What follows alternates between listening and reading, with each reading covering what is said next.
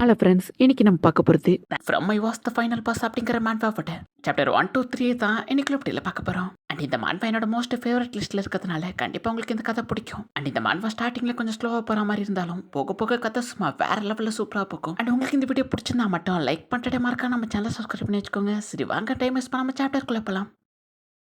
இந்த மாண்டவோட ஸ்டார்டிங்ல நம்ம ஹீரோ தான் காமிக்கிறாங்க. நம்ம ஹீரோ ஒரு டென்ஷன்ல ஃபைனல் பாஸ் மான்ஸ்டரா இருந்துகிட்டு இருக்கான். இந்த இடத்துல இருந்து நம்ம ஹீரோக்கு பயங்கரமா போர் அடிக்குது. ஏன்னா நம்ம ஹீரோ கூட ஃபைட் பண்றதுக்காக வர ஹண்டர்ஸ் எல்லாமே ரொம்ப வீக்கா இருக்கிறதுனால இவங்க கூட ஃபைட் பண்றதுக்கு கூட அவனுக்கு என்டர்டைன்மெண்டா இல்ல. வர ஹண்டர்ஸ் எல்லாம் வீக்கா இருக்கிறதுனால அவன் ஈஸியா எல்லாத்தையும் கொண்டுகிட்டு இருக்கான். ஒரு வயசான ஹண்டரும் பயங்கர கான்பிடென்டா கண்டிப்பா அவனை தோக்கடிப்பான் அப்படின்னு நம்ம ஹீரோ கூட ஃபைட் பண்ணாலும் அவர் இறந்து போறாரு. ஒரு சின்ன பொண்ணு நம்ம ஹீரோ கூட ஃபைட் பண்ணி அவளுமே இப்ப நம்ம ஹீரோ கிட்ட இறந்து போறா. இப்படியே நிறைய ஹண்டர்ஸ் வந்தாலுமே எல்லாத்தையுமே ஈஸியா நம்ம ஹீரோ கொண்டுறான். இப்படியே வீக்கா இருக்கிறவங்க கூட நம்ம ஹீரோ ஃபைட் பண்ணி நம்ம ஹீரோக்கு பயங்கரமா போர் அடிக்குது. நம்ம ஹீரோ இருக்கிற டவர்ல இருந்து வெளில போலான்னு ட்ரை பண்ணாலும் உள்ள இருந்து நம்ம ஹீரோவால அந்த டவரோட டோரை ஓபன் பண்ண முடியல. நம்ம ஹீரோ ஏதாவது ஸ்ட்ராங்கான ஹண்டர் வர வரைக்கும் வெயிட் பண்ணுமா அப்படின்னு சொல்லிட்டு நம்ம ஹீரோ பயங்கரமா காண்டாயிட்டு அந்த டோரெல்லாம் போட்டு உடச்சு பாக்குறான். அப்பயே அந்த டோர் எதுவுமே பண்ண முடியல. இப்படியே நாட்கள் பக்கவும் ஃபைட் பண்ண வந்த ஹண்டர் அவனோட போனை உள்ள மிஸ் பண்ணவும் இது என்ன புதுசா இருக்கு அப்படின்னு சொல்லிட்டு நம்ம ஹீரோ போனை பத்தி தெரிஞ்சுக்கணும் அப்படின்னு ஆசைப்படுறான். நம்ம ஹீரோ அப்படி யோசிச்சுக்கிட்டு இருக்கவும் ஃபைனல் பாஸ் உன்னை தோக்கடிக்க நான் வந்துட்டேன் அப்படின்னு ஒரு ஹண்டர் உள்ள வரவும் கரெக்டான டைம்ல வந்து மாட்டிக்கிட்டான் அப்படின்னு நம்ம ஹீரோ பயங்கரமா அடிச்சு இந்த செல்போனை பத்தி சொல்லு அப்படின்னு சொல்லவும் அவனுக்கு மொபைல் போனை பத்தி நம்ம ஹீரோக்கு எக்ஸ்பிளைன் பண்றான். நம்ம ஹீரோ போன்ல இருக்கிற லாக் ஓபன் பண்றதுக்கு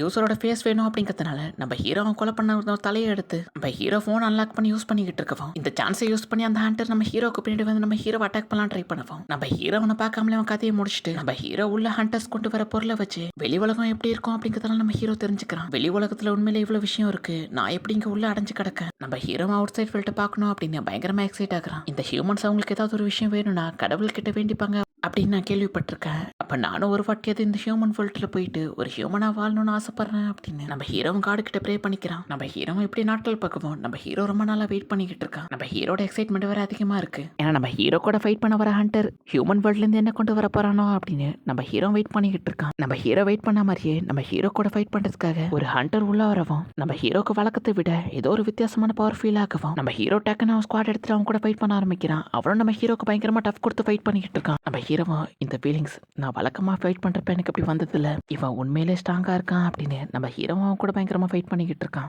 அவன் நம்ம ஹீரோக்கு டஃப் கொடுத்து ஃபைட் பண்ணிட்டு இருக்கவும் நம்ம ஹீரோ அந்த ஃபைட் என்ஜாய் பண்ணிட்டு இருக்கான். நம்ம ஹீரோ டக்குனோட செயின் அட்டாக் யூஸ் பண்ணி அட்டாக் பண்ணுவோம். அந்த ஹண்டர் அதை அசால்ட்டா டாச் பண்றான். நம்ம ஹீரோ பின்னாடி போய் அட்டாக் பண்ணலான்னு பார்த்தா அந்த ஹண்டர் அங்கேயும் ஜம்ப் பண்ணி டாச் பண்ணிட்டு நம்ம ஹீரோவை பிடிச்சி கீழே இழுத்து தள்ளிட்டு இதான் ஃபைனல் ஸ்டேக் அப்படின்னு நம்ம ஹீரோ மேல செம ஸ்பீடா அட்டாக் பண்ண ஆரம்பிக்கவும் நம்ம ஹீரோமே அவனை பார்த்து ஃபர்ஸ்ட் டைம் ஒரு ஹியூமன் கிட்ட இருக்கிற பவரை பார்த்து ஜெலஸ் ஆகுறேன். இவன் உண்மையில என்ன விட ஸ்ட்ராங்கா இருக்கான் அப்படின்னு நம்ம ஹீரோமே அவன் கூட ஃபுல் பவரோட ஃபைட் பண்ணிக்கிட்டு இருக்கான். இப்படி அவனை பயங்கரமா டஃப் கொடுத்துட்டு இருக்கவும் நம்ம ஹீரோ அவன் கிட்ட இருக்க எல்லா பவரையுமே அனலைஸ் பண்ணிட்டு தௌசண்ட் ஸ்லாஷ் அப்படின்னு அந்த ஹண்டர் மேல அட்டாக் பண்ணவும் அந்த ஹண்டர் அசால்ட்டை எல்லா அட்டாக்குமே டாச் பண்றான். நம்ம ஹீரோ இதையும் டாச் பண்ணிட்டியா அப்படின்னு அவன் ஃபுல் பவரோட ஃபைட் பண்ணலான்னு ட்ரை பண்ணவும் அந்த ஹண்டர் நம்ம ஹீரோ பார்த்து நீ இவ்வளோ ஸ்ட்ராங்கா இருந்தாலும் இந்த டவர்க்குள்ள நீ ஒரு கைதி தான் அப்படின்னு நம்ம ஹீரோ பார்த்து சொல்லவும் நம்ம ஹீரோ அதை கேட்டுட்டு அப்படியே அமைதியா நிற்கிறான். அந்த ஹண்டர் இந்த சான்ஸ் யூஸ் பண்ணி நம்ம ஹீரோ அட்டாக் பண்ணிக்கிட்டு இருக்கான். நம்ம ஹீரோவும் இவன் சொல்றது கரெக்டு தான், நான் எவ்வளோ ஸ்ட்ராங்கா இருந்தாலும் இந்த இடத்துல நான் வெறும் ஒரு கைதி தான். பட் இந்த ஹியூமன் அப்படி கிடையாது, இவன் என்னதான் என்னை விட ஸ்ட்ராங் இல்லைனாலும் என்ன மாதிரி இவன் வெறும் ஒரு டாய் கிடையாது, அவன் ஃப்ரீயாக என்ஜாய் பண்ணுறான், அவன் ஒரு ஃப்ரீ பேர்டு அப்படின்னு நம்ம ஹீரோமே அந்த ஹண்டரை பார்த்துட்டு இந்த மாதிரி ஒரு ஹண்டராக தான் நான் வாழணும்னு ஆசைப்படுறேன் அப்படின்னு நம்ம ஹீரோ அப்படி ப்ரே பண்ணவும் நம்ம ஹீரோக்கு முன்னாடி ஒரு சிஸ்டம் அப்பியர் ஆகுது. இது என்ன சிஸ்டம் அப்படின்னு நம்ம ஹீரோ பார்த்துக்கிட்டு இருக்கவன் அந்த ஹண்டர் டக்குன்னு நம்ம ஹீரோவை கொள்றான். இப்போ நம்ம ஹீரோட சிஸ்டம்லயும் இப்போ நீங்க இருக்கிற டவர் இன்னும் கொஞ்சம் நேரத்தில் கொலாப்ஸ் ஆக போகுது, இங்க இருந்து சீக்கிரமா தப்பிச்சிருங்க அப்படின்னு வரவும் இந்த பக்கம் நம்ம ஹீரோவும் உயிரோட தான் இருக்கான். நம்ம ஹீரோவை டெஸ்ட் ஆன நிலைமையிலையும் நம்ம ஹீரோ அந்த ஹண்டரோட ஸ்குவாட பிடிச்சிட்டு இருக்கான். இப்போ அப்படியே கட் பண்ணா கொஞ்ச நேரம் கழிச்சு காமிக்கிறாங்க அந்த டவர் ஃபுல்லா கொலாப்ஸ் ஆகவும் அந்த டவர்ல மற்ற ஃப்ளோர்ல ஃபைட் பண்ணிக்கிட்டு இருந்த ஹண்டர்ஸும் அந்த டவர் கொலாப்ஸ் பண்ணதுல இறந்து போயிருக்காங்க. அவங்களோட பாடிஸை ரெஸ்கியூ பண்ண வந்த டீம் கலெக்ட் பண்ணிக்கிட்டு இருக்கவும் அவங்களும் சுத்தி முத்தி பார்த்துக்கிட்டு இருக்கவும் அங்க ஒரு பையன் ட்ரெஸ் எல்லாம் நின்னுக்கிட்டு இருக்கவும் இந்த பையன் ஒரு ஹண்டரா தான் இருக்கும் அப்படி அவங்களும் அந்த பையனை பார்த்துக்கிட்டு இருக்கவும் பார்த்தா அது நம்ம ஹீரோ தான். நம்ம ஹீரோ அங்க என்ன நடந்துச்சு அப்படின்னு யோசிச்சு பார்க்கறான். அந்த ஹண்டர் நம்ம ஹீரோ டெஸ்ட்ராய் பண்ணவும் பட் நம்ம ஹீரோட உடம்புல லைட்டா உயிர் இருக்கவும் நம்ம ஹீரோ அவன் கிட்ட இருக்கிற எல்லா பவரையும் ஒன்னா கேதர் பண்ணி ஒரே அட்டாக்ல அந்த ஹண்டரோட ஹார்ட்லேயே நம்ம ஹீரோ அட்டாக் பண்ணுவோம். அந்த ஹண்டர் அப்படியே இறந்து போறான். நம்ம ஹீரோ அந்த ஹண்டரை கொன்னதுக்கு அப்புறமா நம்ம ஹீரோக்கு எதுவுமே ஞாபகம் இல்லை. பட் நம்ம ஹீரோ இப்போ உயிரோட இருக்கான்.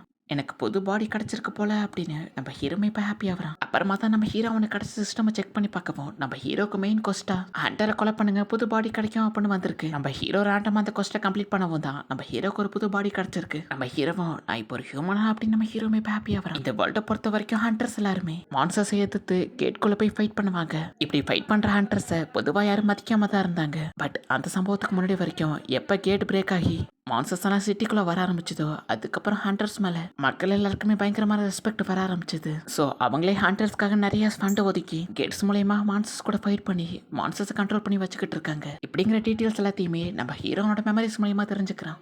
இப்படியே கொஞ்ச நாள் ஆக்குவோம். நம்ம ஹீரோ ஹியூமன் வேர்ல்டுக்கு வந்ததுக்கு அப்புறமா நம்ம ஹீரோவை எல்லாருமே ஒரு பவர்ஃபுல்லான ஹண்டர் நினைச்சு நம்ம ஹீரோ மான்ஸ்டர்ஸ் கூட ஃபைட் பண்ண அனுப்புனா அன்பார்ச்சுனேட்லி நம்ம ஹீரோனோட பவர் எல்லாத்தையுமே இழந்து போகும். நம்ம ஹீரோவால மான்ஸ்டர்ஸ் கூட ஃபைட் பண்ண முடியல. இதனால எல்லா டவர் இருக்கிற இடத்துலயுமே நம்ம ஹீரோ ஒரு ஃப்ராட் அப்படின்னு சொல்லிட்டு நம்ம ஹீரோ அசிங்கப்படுத்தி வெளில அனுப்பியிருக்காங்க.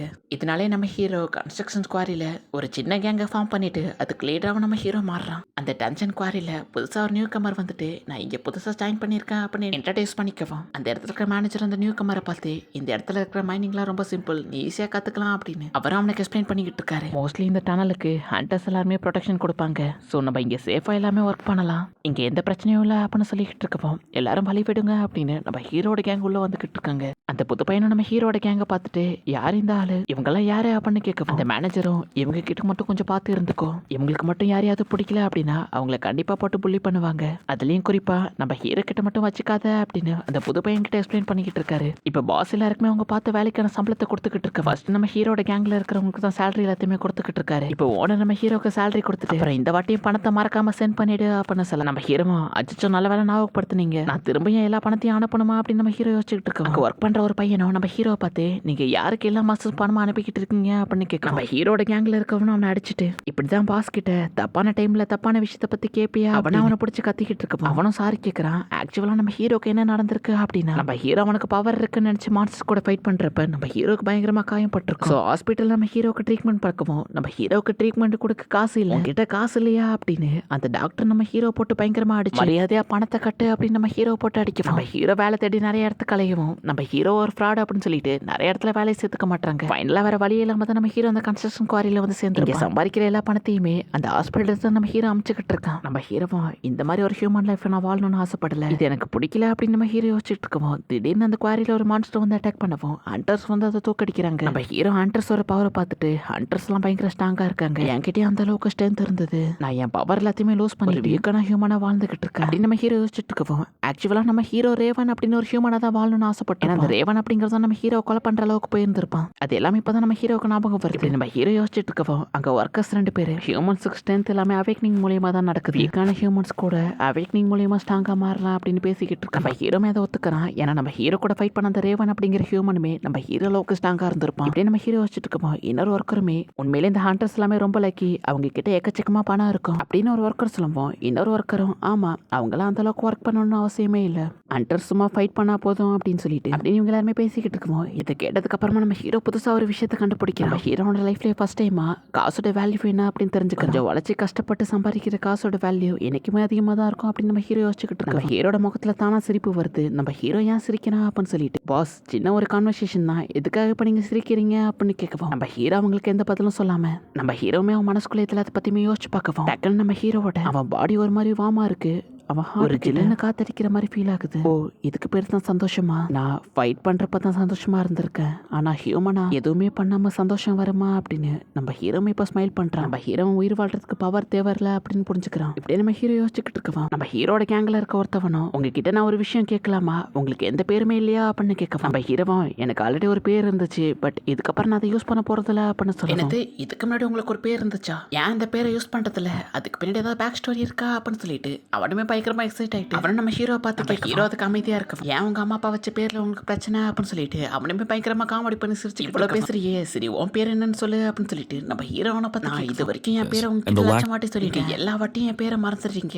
என் பேரு கியா அப்படின்னு அவன் நம்ம ஹீரோ பார்த்து சொல்ல இப்படி சொல்லி அவன் வாய மூட்டவும் ஒரு பயங்கரமான பிளாஸ்ட் அந்த இடத்துல கிரியேட் ஆகுது. அந்த பிளாஸ்ட்ல நம்ம ஹீரோமே பறந்து போய் கீழே விழுக்கிறான். நம்ம ஹீரோ கண்ணை திறந்து பார்க்கவும் நம்ம ஹீரோக்கு அங்க என்ன நடக்குது அப்படின்னு சுத்தமா புரியல. நம்ம ஹீரோ பேசிக்கிட்டு இருந்த அந்த கியா அப்படிங்கிற பையனும் பயங்கரமா வெடிச்சு சதறி போய் கிடக்குறான். அந்த இடத்துல நம்ம ஹீரோ கூட ஒர்க் பண்ணிட்டு இருந்த எல்லா ஒர்க்கருமே பயங்கரமா தீ பிடிச்சி எரிஞ்சுக்கிட்டு இருக்காங்க. அவங்களும் யாராவது காப்பாத்துங்க அப்படின்னு கதறிக்கிட்டு இருக்காங்க. பார்த்ததுக்கு அப்புறமா நம்ம ஹீரோக்கு ஒண்ணுமே புரியல, என் லைஃப்ல மட்டும் ஏன் இப்படி நடக்குது, இப்பதான் என் லைஃப்ல கொஞ்சோண்டு சந்தோஷமே வந்துச்சு, அப்பாவியா இருக்கிற இவங்க லைஃப்ல ஏன் இப்படி நடக்கணும் அப்படின்னு நம்ம ஹீரோ அங்க இருக்க எல்லாரையும் பார்த்துட்டு பயங்கரமா ஃபீல் பண்ணிக்கிட்டு இருக்கான். அங்க இருக்கிறவங்க எல்லாம் வழியில துடிச்சுக்கிட்டு இருக்காங்க. நம்ம ஹீரோட மைண்ட் அப்படியே பிளாங்க் ஆகும். நம்ம ஹீரோ கூட சிரிச்சு பேசிக்கிட்டு இருந்தவங்க இறந்து போய் கிடக்குறாங்க. இவங்க எல்லாம் எந்த தப்பும் பண்ணதில்ல, இவங்களுக்குலாம் ஏன் இப்படி நடக்குது, இதுக்கு காரணமா இருக்கிறவங்க கண்டிப்பா சும்மா விட மாட்டேன் அப்படின்னு நம்ம ஹீரோ அவங்க மேலாம் பயங்கர காண்டாக்ட். இந்த சாப்டர் முடியுது. அண்ட் இதுக்கப்புறம் தான் ஸ்டோரி லைன் சும்மா வேற லெவலில் போகும். கண்டிப்பாக உங்களுக்கு பிடிக்கும்னு நம்புறேன். அண்ட் உங்களுக்கு இந்த வீடியோ பிடிச்சிருந்தா மட்டும் லைக் பண்ணிட்டு மறக்காம நம்ம சேனல் சப்ஸ்கிரைப் பண்ணி வச்சுக்கோங்க. அண்ட் தேங்க்யூ ஃபார் வாட்சிங் கைமரா. நெக்ஸ்ட் எபிசோட மீட் பண்ணலாம்.